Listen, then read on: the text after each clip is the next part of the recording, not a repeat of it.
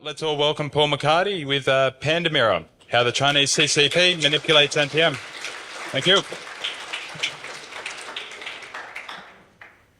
Is it still morning? No, it's not. Good afternoon, Canberra. How's it going? We ready to rock and roll? Yeah, right on. I like this. Just a boring little subject here today. How to manipulate the world's largest software registry. My name is Paul McCarty. Many of you probably know me from SecureStack, my startup that I started here in 2017. Right now, I'm the head of research for Safety, which is a Canadian software supply chain company. I'm always, working on little things on the side too as well, and so I got some side projects going on, do some advisory. But I've been in IT for a long, long time, 32 years this year. I know I've used this joke so many times. Glenn's heard this joke like 14,000 times, but I know I don't look it, but I've been in the IT industry for a long, long time. I've worked for some really large organizations, but I've also worked for a lot of small startups, and that's good because that gives you kind of flavor across the whole breadth of the industry. So this is going to be a very compact 20 minutes. This is like a 50-minute talk that I've cut down by like more than half to deliver it here in 20 minutes. I want to leave lots of time at the end to have spirited conversations about what I'm going to talk about today. If I say something and you don't understand it, hold up your hand and stop me, because I don't want you to hear something that you don't understand. I'm going to try not to use some acronyms, but sometimes I do. And yeah, that's where the end of my qualifications end. Who's heard of NPM? Who's heard of NPM in the last month thinking, what a shit show this is? There we go. I wish I had I wish I could take a picture then. That's the best part right there. NPM's been having a tough month, right? But here's the thing is, I've been bitching about NPM for years, talking about what a problem it is, and I just feel it sucks for all of us and what's going on, but the reality is I feel a bit vindicated in my being the squeaky wheel. I am American in Australia, so I have to be careful about coming across as too much of the guy complaining, right? I've been doing some math lately. 134 new packages are deployed to NPM every single day. 134,000 updates happen to the registry every day. The vast majority of those 134,000 are in fact new versions of existing packages, right? But the small percentage would be deletions and other kind of weird things as well. This registry dwarfs all other registries, right? It's bigger than Maven by several factors. It's bigger than PyPy by several factors. The only thing that would even come close is maybe Docker Hub, and that's kind of a different thing entirely. So it's really busy. And there's 8 global mirrors, right? Those 8 global mirrors, where do we think they are? Or some percent. Who wants to guess what percentage? I'm going off script already. Who wants to guess what percentage of the global NPM mirrors are in China? Anybody? 25. How much? 25. 25. All right, let's keep that there, Duke. We'll keep that there, 25. All right, here we go. The first one, here, I'm going to do my Chris Rock, where I walk back and forth on the stage and drop funny things. The first one is the registry. This is the main core registry. Who owns NPM? GitHub. Who owns GitHub? Microsoft. This core registry is actually what feeds out to all the other NPM mirrors, right? So this is the original, and that original historically stored its metadata in something called CouchDB. Who's worked with Couch before? Yeah, it's a shit show, right? So the guy that wrote this. So here's the weird thing about NPM. NPM is 3 things all at once. It's a local client that you run as a package manager on your machine, right? It is also a registry that stores millions of packages. It is also a SaaS platform that you log into and you can create role-based access and all kinds of other stuff, right? Well, the guy that originally wrote NPM, Isaac Schluter, used CouchDB because, fuck it, why not? It's free. I might as well use it, right? And unfortunately, we've been stuck with it for 15 years since then. Until February of this year, they just replaced Couch with Postgres, but because they can't break the ecosystem, they put a Couch compatibility layer over the top of it. Ironically, even though that's owned by Microsoft, where do they store their tarballs? S3, that's right. There's another talk I gave at malware B-Sides last year, the year before that, talking about some funny stuff that I did in there. This one right here, there's nothing really special about it. It's just a small commercial mirror based out of the UK. refinery.dev. They just basically do DevOps services. The next one is the newest of the big dogs. This one's in Russia, hence the .ru. I haven't done anything with this one. I think there's probably some cool things that we can look at in terms of this one, but we're not going to talk about it today. Cool? We're going to talk about, you ready for it? You said, Duke, you said 25%? 5 of the 8 global mirrors are in China. 5. That is, just in case you're not good at math, that's 62.5%, right? Good guess, mate. The reality too is that so each one of these mirrors is its own thing, right? It's its own tech stack. It's its own. They can choose to use Couch. They can choose to use something else. Each one of them are their own thing. And the reality is that each one of these you can ask it about its statistics and it will tell you. And I was looking at, NPM Mirror. I was looking at, CNPM.js the other day and, it was reporting that it had 300,000 events in the day. So we have a disparity in the number of updates that are happening inside of these. I haven't really looked into that yet, but there's more to do. Or if you guys want to help me in my journey, I'm open to it. Why do we give a shit? Well, we care because one, NPM is the world's largest software registry, but it's also the most insecure. And the last month has kind of proved that to us again and again and again. I'm not going to go through all the reasons it's insecure because I've done other talks about that. I just did a talk in DEF CON where I talked about this. But some of the things I just want to highlight. One is that NPM still allows install scripts, so pre and post install scripts. So anytime that you install an NPM package, right before it installs the content, it can do something. And right after it installs the content, it can do something, right? And that's just perfect for attackers. It's RCE by design. Next, coffee. Next, the ease of access. You can sign up to NPM without doing anything really. There's no real validation, right? Except for an email address. And you can be publishing packages in like 2 minutes. I've tested it. I know. The reality is that ease of access makes it really attractive to bad guys. And here's the really crappy part, is that basically JavaScript payloads, they basically bypass most of the security tools that we use, both the InfoSec ones, EDR and antivirus and stuff like that, but also the AppSec tools, SAST and SCA. They're not built, to identify malicious packages. So I talk about this a lot in my talk at DEF CON if you want to. There's a link. All the slides for my DEF CON talk are there. You can hit that QR code as well. But why is NPM... Oh, wait, sorry. This is where you raise your hand and you say, hey, Paul, go backwards. Sorry, my bad. 5, 4, 3. Even for the slow picture takers, you should be good. All right, cool. Sonatype did a study last month. I should have asked this too as well. They found that 98.5 of all the malicious packages that they've seen all are hosted or served by NPM. PyPy is less than 1%. Now, PyPy is gaining, but it's not going to be in the same category ever. NPM is in its own world of maliciousness, right? So 98.5% of the malicious packages that Sonatype looked at were in NPM. Now you cross that with, or you add to that the fact that JavaScript. This is actually data from GitHub.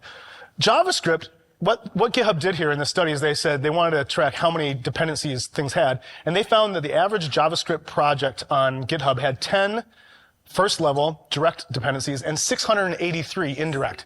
It turns out the number now, I just heard the number now, it's over 1,000, right? I heard Frost from Socket talking about it's over 1,000 now. I'm not surprised. So if you take the fact that this language is more promiscuous and uses more dependencies than any other language, and you cross that with the fact that like most of the malicious packages are there already, it just increases the attack surface exponentially. Now, we want to talk about today why and how NPM packages are removed from the registry, because this is what I basically found out. So basically, there's several ways that this can happen. How are we doing for time here? Okay. A security researcher like me can identify a malicious package, and then I can disclose it, right? Which is what I do. A lot of other people at other companies don't do this because they're just in it for the marketing, but whatever. If I disclose it to OSV, I'm not going to take any prisoners today. If I disclose it to OSV, typically, historically, it would take 3 to 4 days for that to kind of ripple out to an NPM deletion. So OSV, if anybody's not familiar with it, go to osv.dev. It's an amazing website.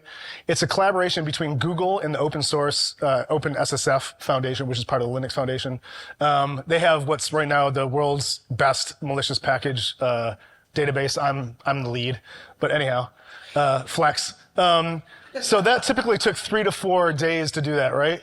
But historically, if I disclosed directly to, I shit you not, if I disclosed directly to NPM, it would take weeks. Famously, I had one, express.exp, which I did a whole blog post about, and I got a lot of people from GitHub reaching out to me about this. It took 5.5 months. I told them in December of 2024 that this thing was malicious, and they didn't remove it until May. That's 5.5 months where a malicious payload can be pwning people, right? All right, so that's if you disclose it.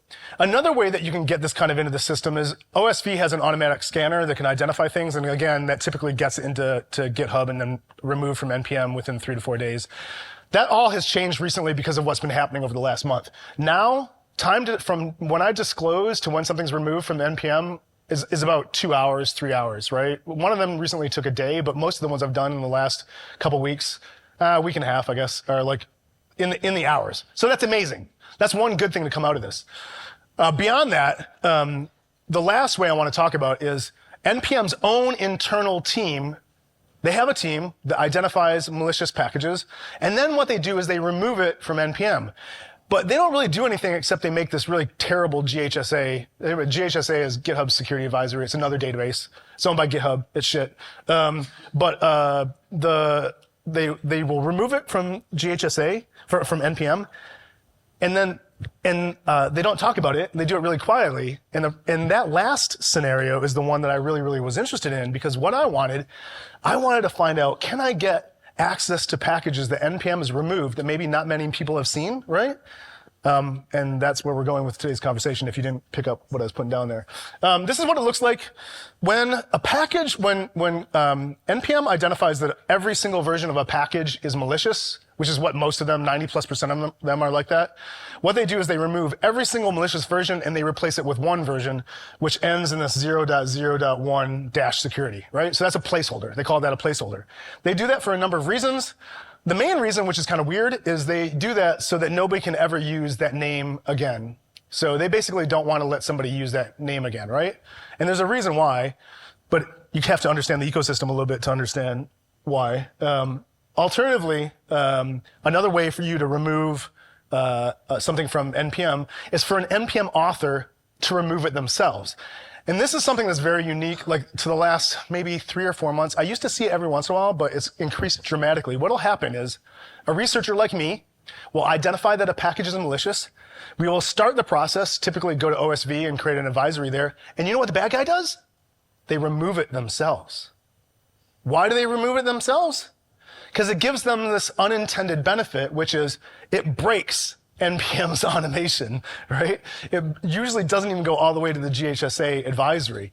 And it definitely allows them to use that name again. So if they remove it, that name, like express.exp, that's still usable in the future. Does that make sense? All right, cool. Bad guys now are removing their own packages. And the other reason they do that is because they don't want a lot of people looking at it and figuring out what the payload does. This has increased dramatically over the last 2 weeks. This is what happens when somebody removes their own package. Basically, you just get a 404 when you go to a website. However, if you hit the API, you get this one. It's not in this registry. Oh, unpublished. That's what I'm looking for. You get it unpublished. I just noticed that I figured out something else there too as well. There's a different message if they made it private. Yeah. Sorry, sharing. So those are the ways that you can get stuff removed from NPM. Now, what does China have anything to do with this? Well, there's my Gemini one shot, son. All right, so has anybody heard about this thing where the Chinese government has created this rule that says if you find a vulnerability in China, you cannot disclose it. You have to disclose it to them first? We've all heard of this, yeah? Or many of us have heard of this? This is called the RMSV, or the Regulations on the Management of Network Product Security and Vulnerabilities. I don't know that much about it, but effectively it controls what you can do about vulnerability data, right? And disclosures. The Atlantic Council wrote this amazing white paper about this called Sleight of Hand: How China Weaponizes Software Vulnerabilities. And in that, I highly recommend you go and read this. It's open, you don't have to sign in, there's no paywall, no nothing. And I've been talking to one of the authors of this, Dakota, from SentinelOne, and he's already seen a bunch of my data. We're assuming that what I'm about to show you has something to do with this, but we have no proof of that. I just want to say this right now. I have no proof of the fact that the Chinese CCP has done this directly. But basically the reason this is important, this is the Chinese vulnerability database. So this is basically like if you were to go to NVD and go through a SaaS platform. These are my English translations of these. This finding classification down here, if you click on that drop down, this allows you to do file hashes and IP addresses, right? And URLs and packages and a couple other things. So what that tells me right now is that they have the capacity for someone to disclose to them these malicious components. Does that make sense? Including packages. So they give a shit, right? By the way, you have to be a citizen, and you have to have a phone number to be able to get access to this. So somehow, the guys that wrote that article got access to that. But unlike other real vulnerability databases, the whole purpose of a vulnerability database is to take that data in and share it with us, right? So we can protect ourselves. Well, guess what? That doesn't do it, right? They don't actually share the vulnerabilities they find. So in calling it a vulnerability database is kind of bullshit. Really what it is, it's just like a collection mechanism to then funnel it. And that's exactly what they talk about in this article. They basically just funnel this stuff to the different departments inside of the Chinese government, and they use it in some parts for offensive security work. Here's the TLDR. I've figured out that Chinese NPM mirrors have been modified to store deleted malicious packages. Why is that a big deal? Well, I'm going to go into some detail here in my remaining few minutes. So basically, there's several, of the 5 Chinese mirrors, 3 of them consistently will serve you up packages that are malicious and have already been deleted from the NPM global mirroring system. One of those is the Tencent server. Now, Tencent, like I said earlier, each one of these is its own tech stack. This happens to be using something called Verdacchio, which is a NPM mechanism. It's not a couch implementation. It's hosted in one of Alibaba's like 18,000 CDNs. This CDN is called the Alibaba Cloud CDN. What I found was that when NPM marks a package as malicious, this mirror will often continue to serve the malicious versions of the packages. Why do we care about that? Well, so this is what happens. When when NPM marks a package as malicious, remember how they replace it with that placeholder, right?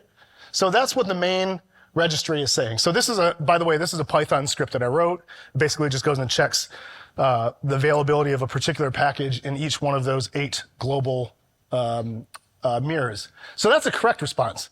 The next 2 are 2 Chinese NPM mirrors, and for some reason, they say they don't know anything about that package at all. They do not have the placeholder package. Okay, that's weird, but we'll circle back. Then the rest of the global NPM mirrors, they answer the right way, and then doing, Tencent gives me the malicious version, right? So I can then go and download that version and do stuff with it. Now, similarly, but different, npmmirror.com and then CNPM in a second here, I'm going to show you. These 2, one of them, this one, NPM Mirror is running in Alibaba's global traffic manager CDN. It's a full implementation of Apache Couch, unlike Tencent. It's got a WAF in front of it, and it's got some other stuff going on. I found that this consistently does not respect the package deletion. So basically the way this distributed database is supposed to work is that when the core registry sends a deletion event to all the mirrors, they're supposed to follow that event. Well, in this case, only these 2 do that. Now the Tencent one doesn't do this. Only this one and this one do this. So only 2 of the 5 still retain the deleted package. And you can see here that this one, the CNPN, that's a totally different implementation, different tech stack, yada, yada, doing the same thing. So let's see what that looks like. So first, I'm going to ask for a package that the author has deleted themselves, right? So this is what I'm doing. I'm asking for a package. I know the author has deleted this. So first, the first response from the registry, the main registry is, yeah, I have no idea about that. Never heard of that package. Then these 2 go, oh yeah, here you go. So they're basically serving up packages that have been deleted from the NPM registry. And it turns out, when I was doing research for this, Truffle Security identified this back in 2022. But from their perspective, they were looking at this from how do I get secrets and credentials out of this? So basically what they did is that if they identified that somebody had put credentials inside of an NPM package and then gone and deleted that version of it, which is very common, you're like, oh shit, I put AWS credentials in here, I need to delete it, right? What they found is they can go to these Chinese servers and they can ask for the versions of those packages that have been deleted everywhere else, and they can get the secrets. And that's how they were using them. Well, guess what? I don't give a shit about that because Luke has got that covered. I give a shit about it from a perspective, how can I get access to deleted NPM packages? Malicious deleted NPM packages. And there's just, all that shows you is that you can successfully download these things. This is the one time it worked. Usually I have a bunch of pictures in I'm going to share with you guys a GitHub repo. Typically this takes, I don't know, somewhere between 3 and 20 times to make work, because you're basically trying to wiggle your way to like one machine behind a load balancer group. In this case, it was a one shot. Why would I want to do this? I've been using this to collect NPM malware for a year and a half now. And what's great about that is that NPM malware, a lot of times, roughly 25% of it, like basically was deleted by NPM. So what that means is that only the NPM researchers have seen that, and the author, of course, obviously the author has seen it. And what that means is almost nobody else has understood it, hasn't analyzed it. So I got a lot of this deleted stuff, and I analyzed it. And what am I looking for? I'm looking for IOCs, I'm looking for IP addresses, I'm looking for C2, I'm looking for all these things that other threat intel teams haven't found. And I built a bunch of rules to identify and detect those same things in other packages. So basically by using the access and the downloads that I pulled of these packages that other people hadn't seen, I was pulling these IOCs out. And this is why I've consistently been able to report on packages that other people haven't been able to report on, right? It's because I'm looking at stuff that they weren't looking at until this week. I have dire news to report. Then what I did is I took all those IOCs from all these things that nobody else had seen, or almost nobody else had seen, and I built a CTI portal. And I basically built a relational database. And what I did is that allowed me to track threat actors, NPM authors, GitHub accounts connected to NPM packages. And this allowed me to threat hunt across these large groups. And this allowed me to connect. When Socket was finding like 1 or 2 packages, I was taking that same group and I was finding 40 and 50 packages. Why? Because I was using author and I was using these contributors and all these other things that were in my database to connect these threat actors. And let me tell you, a lot of their OPSEC is bad. So if you just look, you're going to find stuff. And finally, you ready for this? I sold it. I made some loot. I bought a car. I had taken my wife and kids on a ski holiday. My Chris Rock is coming out. So I go into a lot more detail about the way that I'm working with CTI, threat intel coming out of software supply chain attacks. I talked about it in Berlin at the first CTI conference. That's a QR code to that. There's a link directly to, that's a video. How am I doing for time? Yeah, sweet.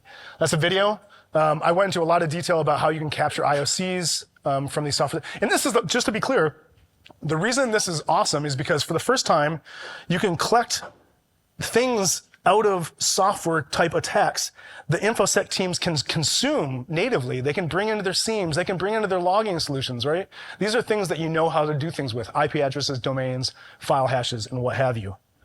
And on that note, this is just some of the things that I found. This is from the express.exp.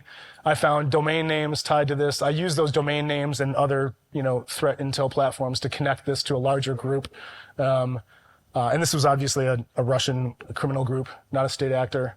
But basically all those other packages, the file hashes, I used each one of those things to pivot and find, in some cases, other parts of the overall attack surface. And this is the repo. My Python script is in there. Now I do want to report that unfortunately, it appears like this is mostly not working now. It's been up and down for like the last month or so. I would report to my friends. I'd be like, oh shit, it's not working. And then it would start working later in the day. I'd be like, oh, it's back. But the reality is that NPM and GitHub are actively addressing this. And so I think the Chinese mirrors are part of that overall piece of work.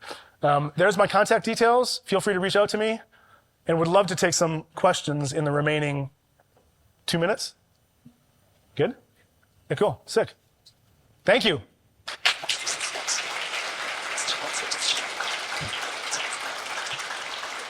Why would they not still serving it to try and get downloads from tracing through the No, my suspicion, and this is all it is, Glenn. My suspicion is that they configured, because you manually have to go and adjust those. They don't do that by default, right? You have to go and tell them, don't delete these things, because they're built to, both Verdacchio and the CouchDB are built to take those signals in.